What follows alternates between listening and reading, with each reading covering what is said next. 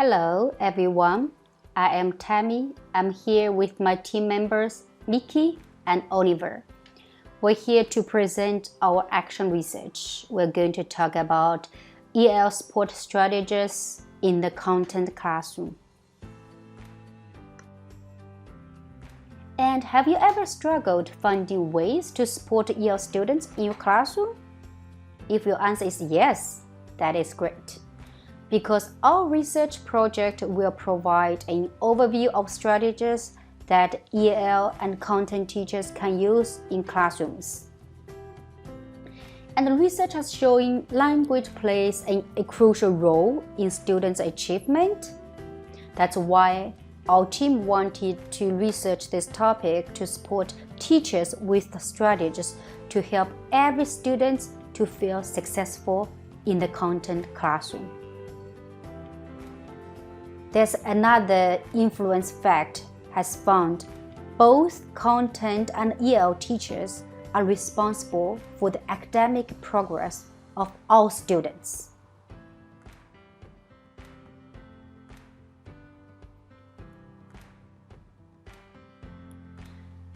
So, the educator's role in the class may be distinct, but the responsibilities are the same. So the content teacher and EL teacher need to co-teach to best support students' learning in the classroom.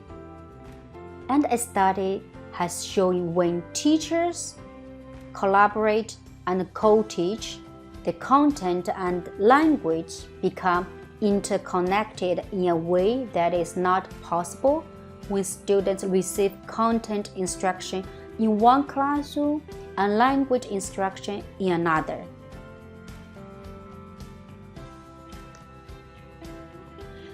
Based on research, there's some significance of the problems.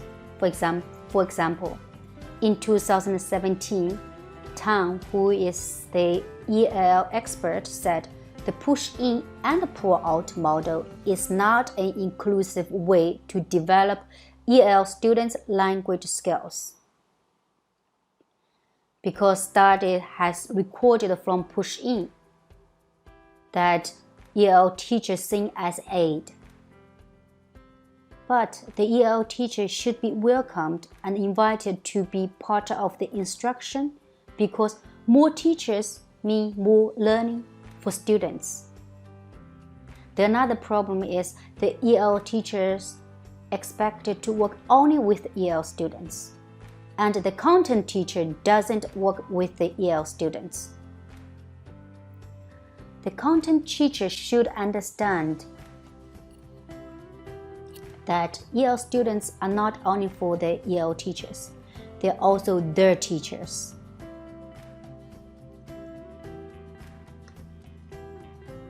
So in 2016, a study has shown from pull-out, and pull-out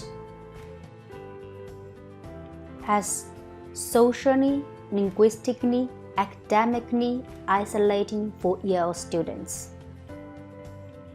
And when EL students pull out the students and the students can lack depth of the content instruction and also the content expertise. Also, the EL students miss out the content. Actually, the EL teachers do not need to pull students out because content class provides the perfect content to learning language. Because learning a language has a purpose. Because it is used to understand and engage with the content. And multiple studies have found it is common practice for EL teachers to offer both pull-out and push-in services for the students. But there are other strategies that EL and content teachers should know. Since Oliver is a math teacher, Mickey and I are language teachers, so we want to explore more EL strategies to support students in the content classroom.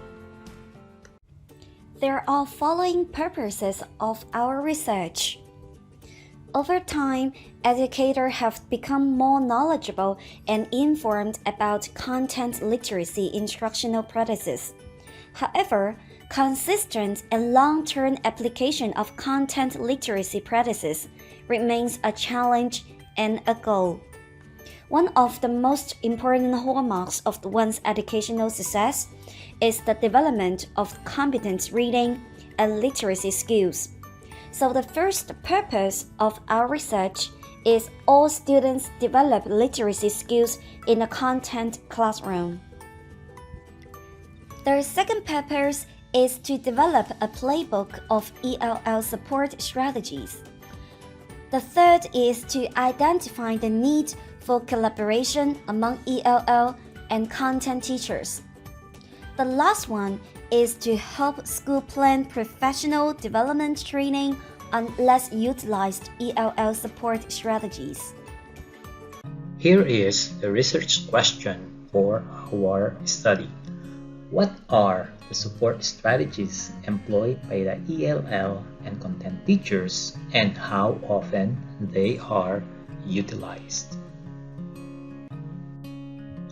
From our research question of identifying the strategy and getting the frequency of the usage of these strategies by the ELL and content teachers, we have our research hypothesis.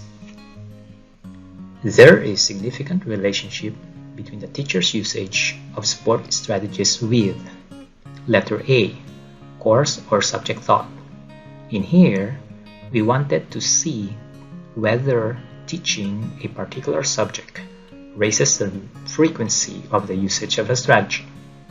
Letter B, curriculum. This also means that teaching a course on an IB or a common core curriculum or a certain curriculum significantly raises the usage of a strategy. Letter C, number of collaboration hours with the ELL or content teacher. We wanted to find out whether a teacher has more collaboration hours with their language or content teacher, the more they will use the strategy. Letter D, number of preparation hours per week. We wanted to see if a teacher has more preparation time, then the more they use these support strategies that we have identified. Letter E, number of class hours per week. Does this mean that the more classes I have, the more I use these strategies? Or the lesser classes I have, the less I use these strategies? Letter F, number of EAL-related professional development trainings attended. The more EAL PDs I have, the more often I use these strategies in my classroom. Does it relate or not? And letter G, age. The older or younger I am as a teacher, or my chronological age, the more or lesser I use these support strategies in my classroom. So these are some of the variables that we think would add some more in-depth look at our research question. We have the following literature reviews to support our research. First, we all know ELL teachers can push in or pull out students with different teaching models. In James's article, a survey was done by a group of ELL teachers in one of the states in US. The data shows the pros and cons of working in push-in and pull-out classroom, but we don't know what is the best way to support all students' learning. Second, we all know that ELL teachers have a great amount of strategies to help students. Susan and Tamara listed a lot of strategies in their article, but we don't know which strategies are more effective for ELL students. Third, we know that According to Department of Education, National Center for Education Statistics in 2013, English language learners make up over 9% of the student population in the United States as of the 2011 to 2012 school year. These students are often inappropriately referred for special education service. But we don't know how to avoid these students being misdiagnosed. Fourth, we know that all students need to pass certain assessments, but we don't know how long does it take ELL students to acquire grade-level academic skills.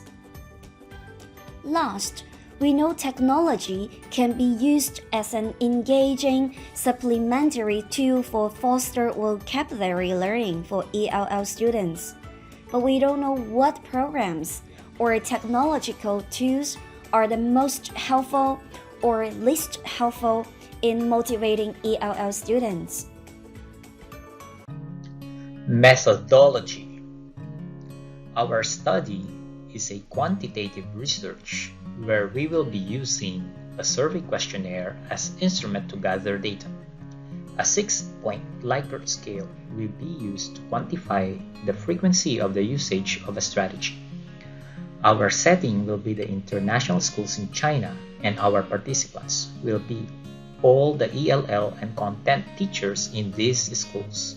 Convenience sampling will be utilized so that teachers have the choice to participate or not. We'd encourage the head of schools and their EL department heads to cooperate so that we'll have a good number of respondents that will give us a reliable and valid outcome.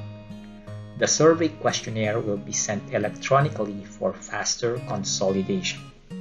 After giving ample time for the questionnaire to be sent and answered by the participants, we will summarize the results, apply some statistical analysis to test our hypothesis of relationship between the frequency of the use of strategy and the variables we collected. Recommendations will be given and conclusions stated in the end.